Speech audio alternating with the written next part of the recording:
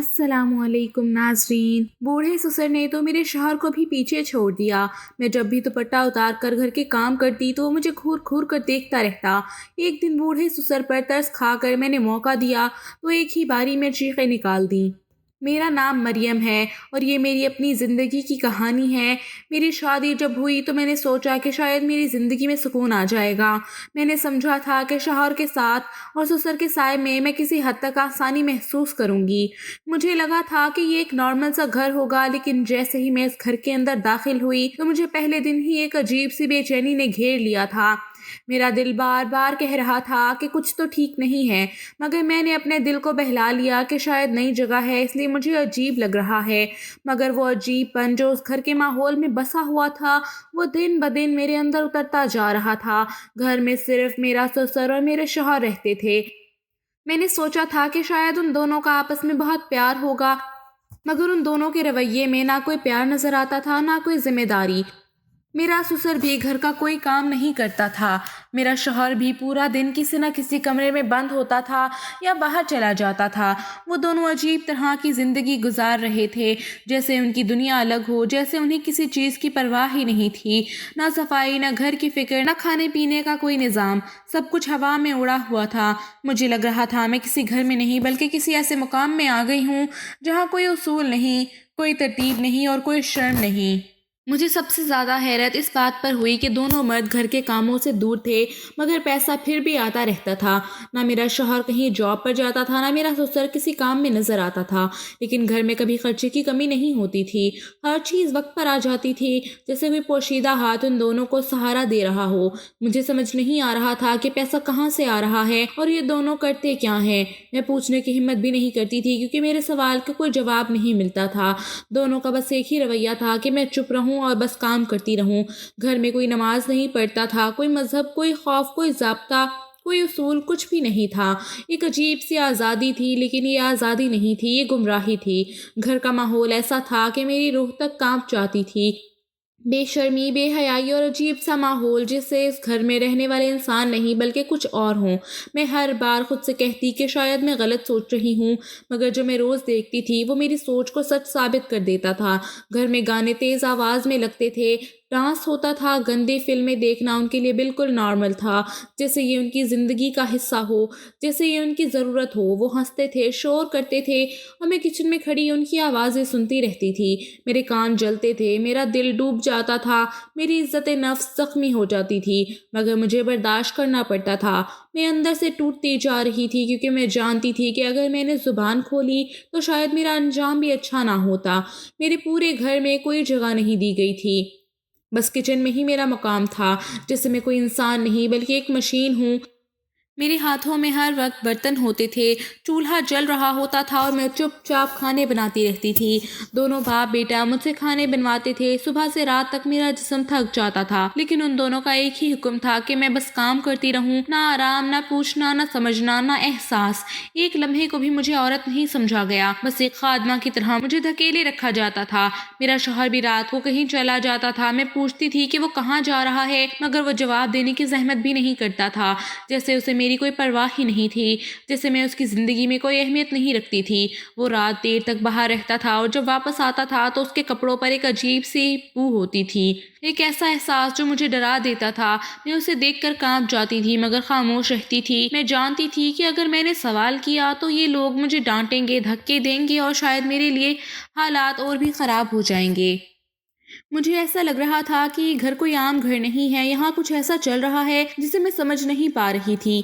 कोई बात, कोई हकीकत, कोई राज जो मेरी आंखों से छुपा हुआ था। हर दिन के साथ मुझे ये घर कैद खाना लगने लगा था। मेरे दिल में एक अजीब खौफ रहने लगा था। मैं सोचती थी कि क्या मैं सारी ज़िंदगी हालात का मुकाबला कर सकूंगी या मैं एक दिन टूट जाऊंगी। मुझे नहीं लग रहा था कि मेरी सारी ज़िंदगी ऐसे ही गुजर जाएगी। میں اندر سے چیخ رہی تھی مگر باہر سے خاموش تھی۔ میں کئی بار سوچتی تھی کہ میں یہاں سے بھاگ جاؤں مگر باہر بھی تو کوئی سہارا نہیں تھا۔ پھر میں خود کو سمجھاتی تھی کہ شاید حالات بہتر ہو جائیں گے، شاید میرا شوہر ایک دن بدل جائے گا، شاید میں اس گھر کو کسی طرح ٹھیک کر لوں۔ مگر دل کے کسی کونے میں یہ احساس بیٹھ چکا تھا کہ کچھ بہت بڑا ہونے والا ہے، کچھ ایسا جو میری زندگی کو بدل دے گا اور شاید میری حقیقت بھی بدل دے گا۔ مجھے نہیں پتا تھا کہ آنے والا وقت میرے لیے کیا لے کر آ رہا ہے، لیکن اتنا ضرور جانتی تھی کہ میری آزمائش ابھی شروع ہوئی ہے اور اس گھر کا سچ ابھی مجھ پر کھلنا باقی ہے۔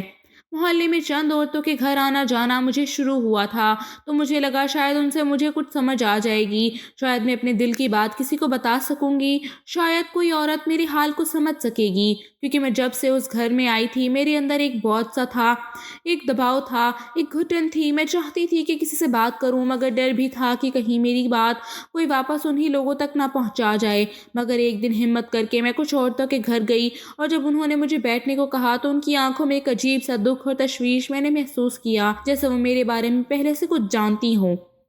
جب بات شروع ہوئی تو انہوں نے سب سے پہلے یہی کہا، یہ لوگ اچھے نہیں ہیں، ان کے گھر میں رہنا آسان نہیں ہے، یہ لوگ جیسے دکھائی دیتے ہیں ویسے نہیں ہیں۔ میں چونکی، میں نے فوراً پوچھا، کیوں آپ ایسا کیوں کہہ رہی ہیں؟ مگر ہر عورت کی زبان ایک ہی تھی کہ تفصیل میں نہ جاؤ، ہم بس اتنا ہی بتا سکتے ہیں کہ محتاط رہنا۔ مگر میں جتنی بار بھی تفصیل پوچھتی کوئی تفصیل نہیں بتاتا، ہر کوئی بس چپ ہو جاتا، جیسے کسی نے ان کی زبان کو روک دیا ہو، جیسے وہ سچ بتانے سے ڈرتی ہوں۔ میں ہر بار مایوس ہو کر واپس آ جاتی تھی۔ میرے دل میں یہ سوال جڑ پکڑ رہا تھا کہ آخر ایسا کیا ہے جو سب جانتے ہیں مگر کوئی بتاتا نہیں؟ آخر اس گھر میں چھپا کیا ہوا ہے جو ہر زبان خاموش کر دیتی ہے؟ میری اپنی زندگی بھی عجیب سی کٹھن ہوتی جا رہی تھی۔ مجھے نماز پڑھنی ہوتی تھی مگر مجھے گھر میں کوئی جگہ نہیں ملتی تھی، کہیں گندگی تھی، کہیں بے ترتیبی تھی، کہیں کچھ بکھرا ہوا تھا، کبھی ان دونوں باپ بیٹے نے اتنی ہلچل مچا رکھی ہوئی تھی کہ مجھے بیٹھنے تک کی جگہ میسر نہ ہوتی تھی۔ میں ہر بار سوچتی تھی کہ تھوڑی دیر بعد پڑھ لوں گی، لیکن پھر کوئی نہ کوئی کام ایسا سامنے آ جاتا تھا کہ میری نماز رہ جاتی تھی۔ کبھی وہ دونوں مجھے اتنا مصروف کر دیتے تھے کہ کھانا، صفائی، برتن، کپڑے، چولہا میں بس کام ہی الجھی رہتی تھی۔ دھیرے دھیرے میری نمازیں چھوٹنے لگی اور مجھے اس کا دکھ بھی تھا، لیکن میں خود کو روک نہیں پا رہی تھی۔ اس گھر کے ماحول کی آلودگی میرے اندر اترتی جا رہی تھی اور میں محسوس بھی نہیں کر رہی تھی کہ میں کہاں کھڑی ہوں، میں کہاں جا رہی ہوں، میں کون بنتی جا رہی ہوں۔ یہ گھر جیسے میری روح کو کھا رہا تھا۔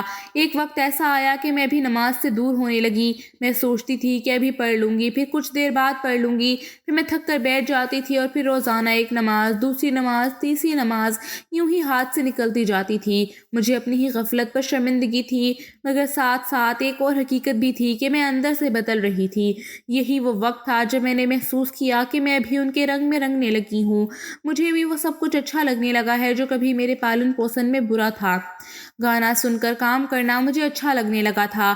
آدھی رات کو یہ دونوں کچھ بھی منگوا لیتے تھے، کھانے پینے کا سامان، burger, pizza, Chinese, French fries, جو بھی ان کا دل کرتا تھا وہ آرڈر کر دیتے تھے اور کچھ ہی دیر میں سب کچھ گھر آ جاتا تھا۔ میں بھی ان کے ساتھ بیٹھ کر کھانا کھانے لگی تھی، جیسے یہ سب عام بات ہو، جیسے میں ساری زندگی یہی کرتی آئی ہوں۔ میوزک تیز ہوتا تھا، گانے اتنی آواز میں چلتے تھے کہ پورا گھر گونج اٹھتا تھا۔ میں پہلے ہچکچاتی تھی، پھر عادت پڑنے لگی، پھر یہی میرا معمول بن گیا۔ میں گانوں کی آواز میں کام کرنے لگی، میرا ہاتھ چلتا رہتا تھا اور میں خیال میں ہی ہلکے ہلکے جھوم بھی لیتی تھی۔ میں خود حیران ہوتی تھی کہ میں ایسا کیسے کرنے لگی ہوں، مگر گھر کے ماحول نے مجھے آہستہ آہستہ اپنی گرفت میں لے لیا تھا۔ مجھے خود اندازہ نہیں ہوا کہ کب میری اپنی شخصیت بدلتی جا رہی تھی۔ میں جو کبھی سیدھی سادی لڑکی تھی جیسے چھوٹی سی غلطی پر بھی شرم آتی تھی، میں کب ایسی بن گئی کہ مجھے ان باتوں میں مزہ آنے لگا۔ میں کب ہنستے ہنستے وہی باتیں کرنے لگی جو کبھی سن کر کان بھی جلتے تھے۔ میں ہر دن سوچتی تھی کہ یہ میں کیا ہوں، میں کوئی اور بن گئی ہوں، لیکن میری زندگی کا سب سے بڑا مسئلہ پھر بھی وہی تھا۔ میرا شوہر مجھ میں دلچسپی نہیں لیتا تھا، وہ میرے پاس بیٹھنا پسند نہیں کرتا تھا، وہ مجھ سے بات بھی کم کرتا تھا۔ اس کی آنکھوں میں میرے لیے کوئی چاہ نہیں تھی، کوئی حساسیت نہیں تھی، کوئی محبت نہیں تھی، یہاں تک کہ جب میں اس کے پاس بیٹھتی تھی وہ اٹھ کے کسی اور طرف چلا جاتا تھا۔ اس کے ساتھ رہ کر بھی میں تنہا ہو جاتی تھی، جیسے میں اس کی زندگی میں کوئی اہمیت نہیں رکھتی تھی۔ کیا میں اس کے لیے کافی نہیں ہوں؟ کیا میں بدصورت ہوں؟ کیا میں غلط ہوں؟ کیا میں اس کی پسند نہیں؟ مگر میرے اندر ایک خاموش آہ بڑھتی جا رہی تھی کہ اگر وہ اتنا دور ہے تو کیا وہ کسی اور کے پاس جاتا ہے؟ کیا اس کی زندگی میں کوئی اور ہے؟ مگر یہ سوچ مجھے اندر ہی اندر توڑ دیتی تھی۔ میں کئی بار سوچتی تھی کہ اس سے بات کروں، اسے سمجھاؤں کہ اس کے رویے سے مجھے دکھ ہوتا ہے، مگر میں جانتی تھی کہ مرد ایسی باتوں سے ناراض ہو جاتے ہیں، غصہ کر بیٹھتے ہیں، اور میں اس گھر میں پہلے ہی کمزور پوزیشن میں تھی، اس لیے میں نے چپ رہ کر گزارا کرنا ہی بہتر سمجھا۔ میں دل میں خود کو مضبوط کرنے کی کوشش کرتی تھی، مگر سچ یہ تھا کہ میں اندر سے خالی ہوتی جا رہی تھی۔ میں اس گھر میں ہی رہ رہی تھی مگر اپنی روح کہیں اور چھوڑ آئی تھی، میری آواز کہیں کھو گئی تھی، میری خواہش، میری چاہت، میری سوچ سب جیسے دھندلا گئی تھی۔ میں بس جلتی جا رہی تھی جیسے کوئی اندھیری ندی ہو اور میں اس میں بہتی جا رہی ہوں۔ مجھے نہیں پتا تھا کہ میں کہاں جا رہی ہوں، مگر اب میں اتنی بدل چکی تھی کہ واپسی کا راستہ بھی نہیں پہچانتی تھی۔ مجھے علم نہیں تھا کہ یہ سب صرف شروعات ہے، اصل اندھیرا تو ابھی سامنے آنا تھا اور میرا امتحان ابھی باقی تھا۔ میں ایک دن گھر کے سارے کاموں میں لگی ہوئی تھی، برتن دھو رہی تھی، چولہا بھی جل رہا تھا، پورا گھر ویسے ہی شور اور بدبو سے بھرا ہوا تھا جیسے ہمیشہ ہوتا تھا۔ میں نے سر پر دوپٹہ لٹکایا ہوا تھا اور بس اپنے کام میں گم تھی کہ اچانک دروازے پر زور سے دستک ہوئی۔ پہلے تو میں چونکی کیونکہ اس گھر پر کوئی آتا نہیں تھا، نہ کوئی رشتہ دار، نہ کوئی دوست۔ میں نے ہاتھ دھوئے اور جلدی سے دروازے تک پہنچی۔ جیسے ہی دروازہ کھولا تو میرے سامنے ایک ایسی عورت کھڑی تھی جسے دیکھ کر مجھے فوراً اندازہ ہو گیا کہ وہ ماں بننے والی ہے، اور اس کے چہرے پر تھکن بھی تھی اور گھبراہٹ بھی۔ اس کے پیٹ سے صاف نظر آ رہا تھا کہ وہ حاملہ ہے۔ وہ بڑی بے چین سی لگ رہی تھی، سانس پھولی ہوئی تھی اور بار بار دروازے کے اندر جھانکنے کی کوشش کر رہی تھی جیسے کسی کو ڈھونڈ رہی ہو۔ میں نے نرمی سے پوچھا کہ بہن کسی سے ملنا ہے، تو اس نے فوراً میرے شوہر کا نام لیا۔ اس کی آواز میں اتنی جلدی تھی کہ میں ایک دم پریشان ہو گئی۔ میں نے کہا کہ میرا شوہر گھر پہ نہیں ہے، اس وقت کہیں باہر گیا ہوا ہے۔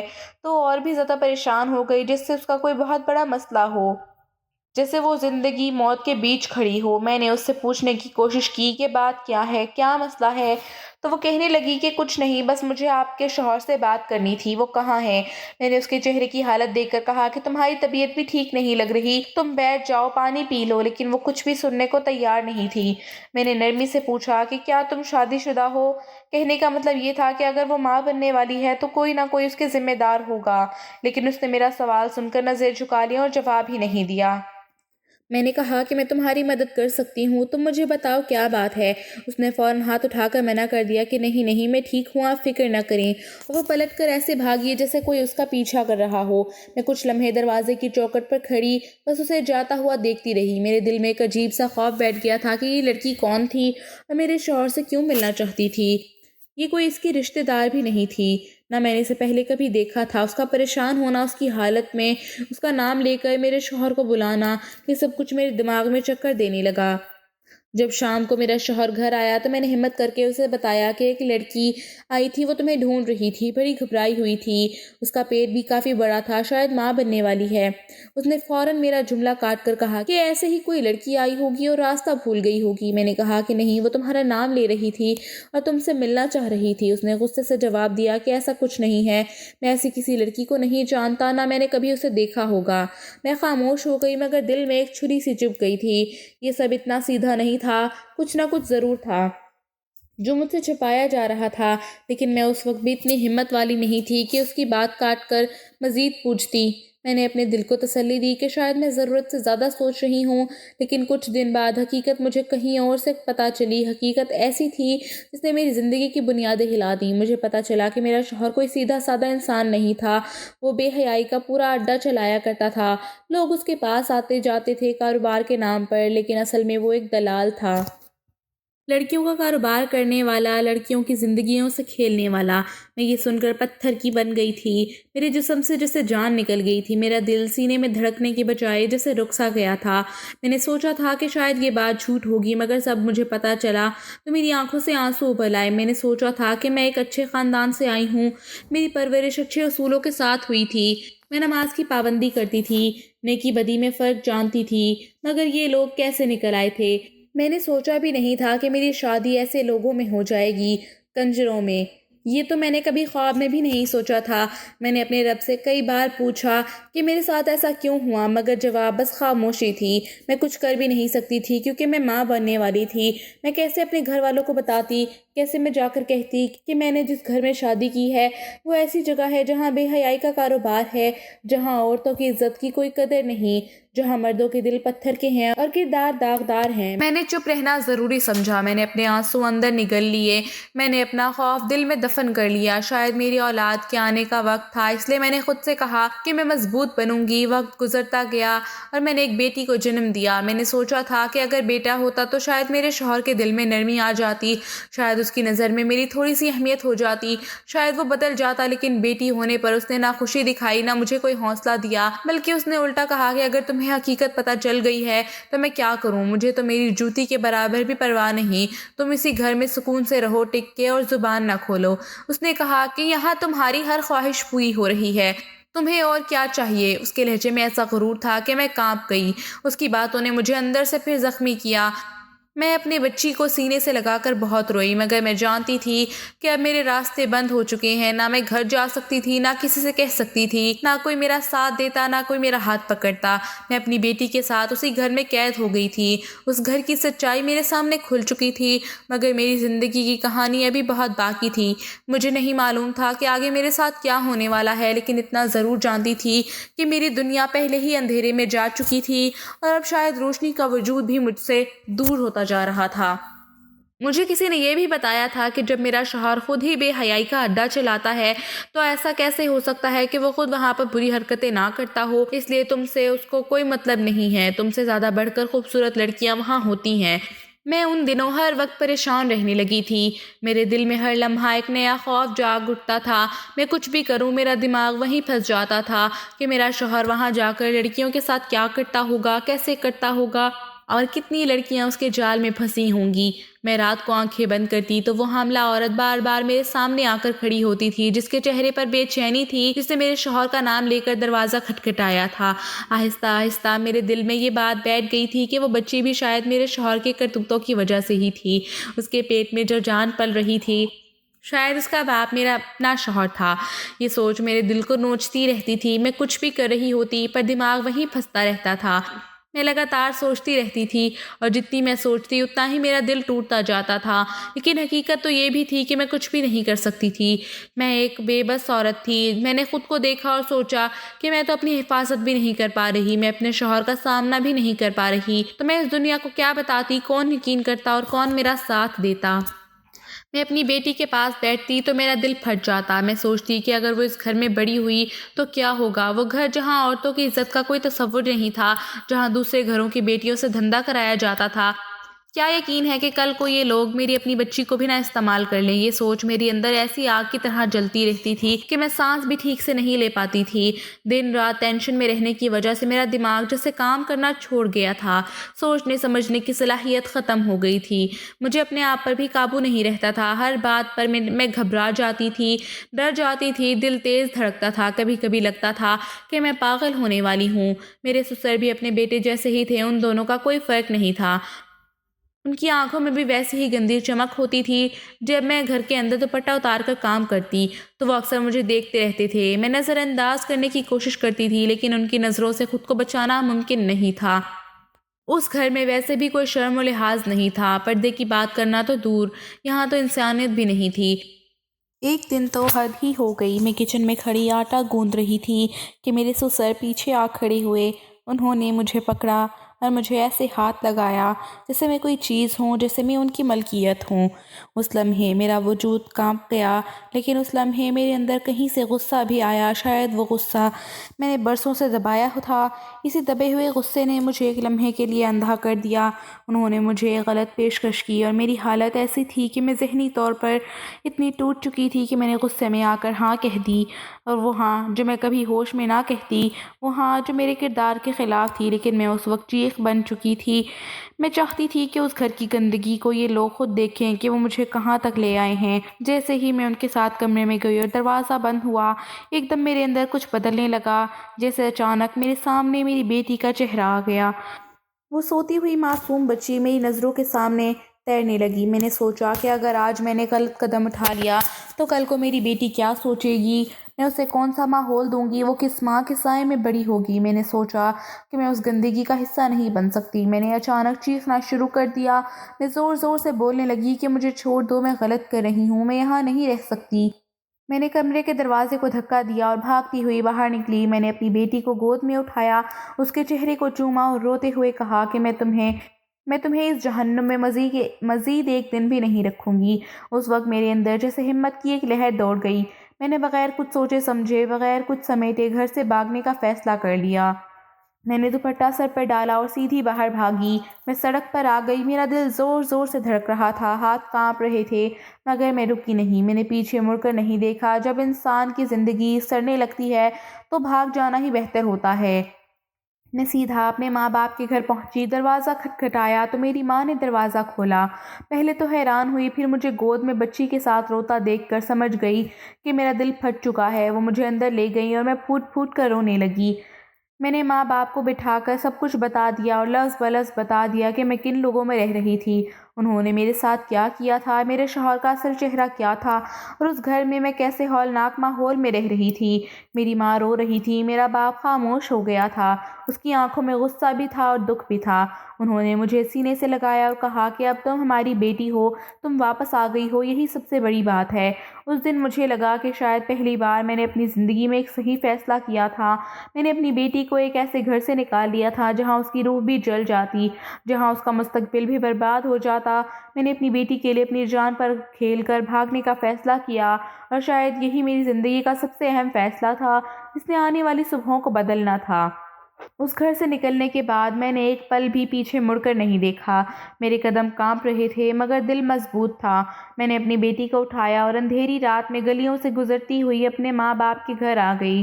میرے راستے میں کئی سوچیں آ رہی تھیں، کبھی ڈر، کبھی پچھتاوا، کبھی غصہ، کبھی دکھ، مگر ایک بات دل میں پکی تھی کہ اب جو بھی ہو جائے واپس اس جہنم میں نہیں جانا جہاں میری عزت، میرا سکون اور میری بیٹی کی زندگی سب کچھ برباد ہو رہا تھا۔ ماں نے دروازہ کھولا تو میری حالت دیکھ کر ان کی چیخ نکل گئی۔ میں پھٹی پرانے کپڑوں میں تھی، ہانپ رہی تھی اور آنکھوں میں آگ جیسے دہک رہی تھی۔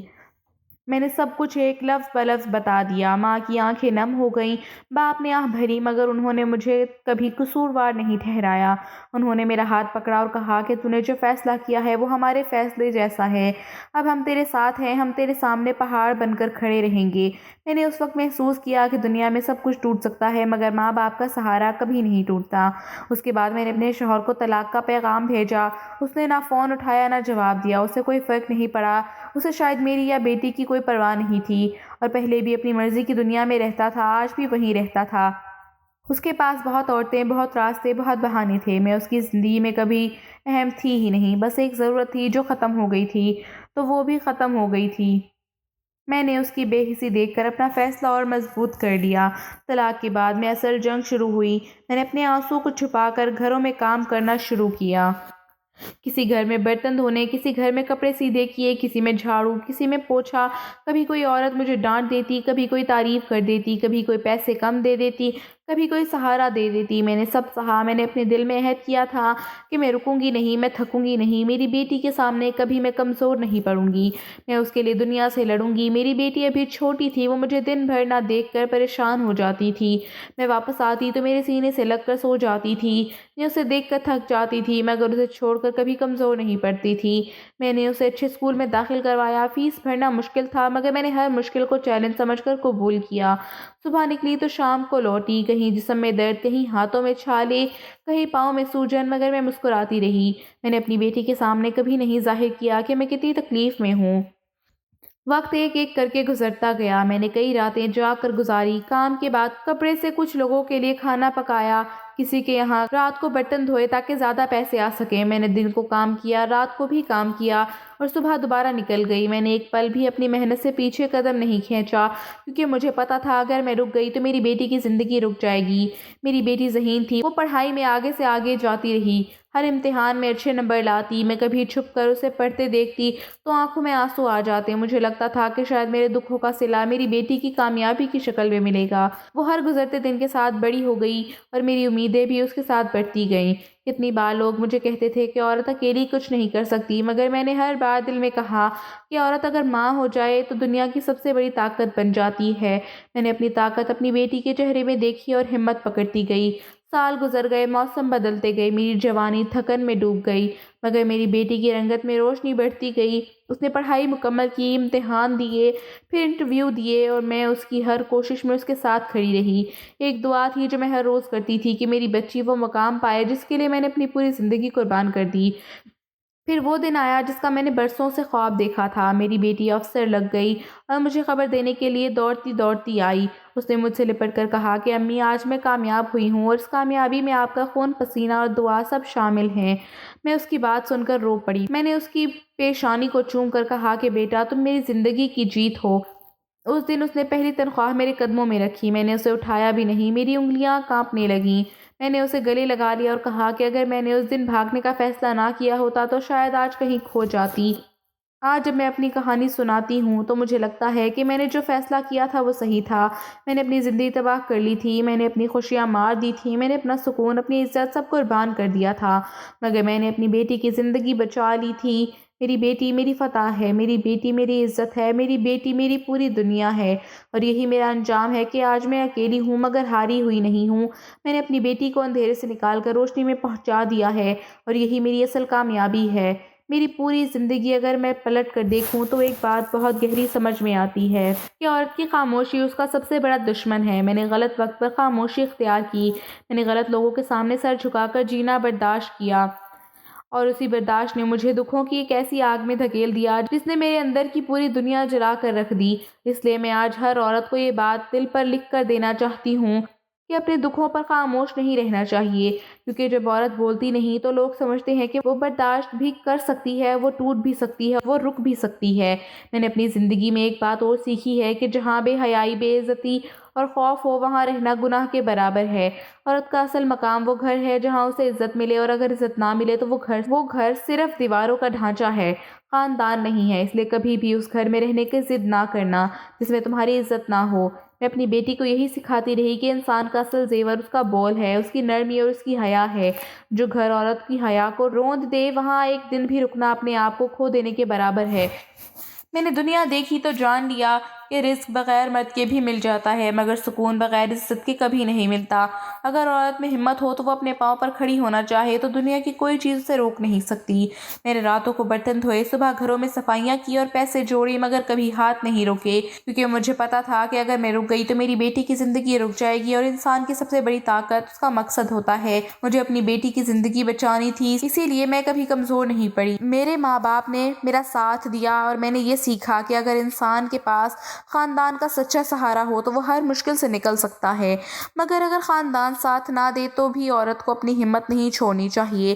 زندگی کبھی ایک دروازہ بند کرتی ہے تو کہیں نہ کہیں سے دوسرا دروازہ کھول دیتی ہے، بس انسان کو ہمت نہیں چھوڑنی چاہیے۔ میرا سب سے بڑا سبق یہی ہے کہ جہاں گندگی اور برائی ہو وہاں رہ کر کوئی اچھا نہیں بن سکتا، وہاں سے نکلنا ہی انسان کی جیت ہوتی ہے۔ میں اگر اس گھر میں رہتی تو شاید میری بیٹی بھی انہی راستوں میں دھکیلی جاتی جہاں دوسری لڑکیوں کو دھکیلا جاتا تھا۔ میں نے خود کو قربان کر کے اس کو بچا لیا، اور آج وہ افسر بن کر کھڑی ہے، لوگوں کی مدد کرتی ہے، عزت سے جیتی ہے، اور میرے کیے ہوئے فیصلے کی سب سے بڑی دلیل ہے۔ آخر میں ہر عورت کو ایک بات بتانا چاہتی ہوں کہ اپنا راستہ خود چنو، کیونکہ خاموش آنسوؤں سے زندگی نہیں بدلتی، ہمت والے قدم زندگی بدل دیتے ہیں۔ اپنے اندر کی روشنی کو ہمیشہ زندہ رکھو، کیونکہ اگر عورت خود کو بچا لے تو وہ اپنی آنے والی نسلوں کی زندگی بچا لیتی ہے، اور یہی سب سے بڑی جیت ہے۔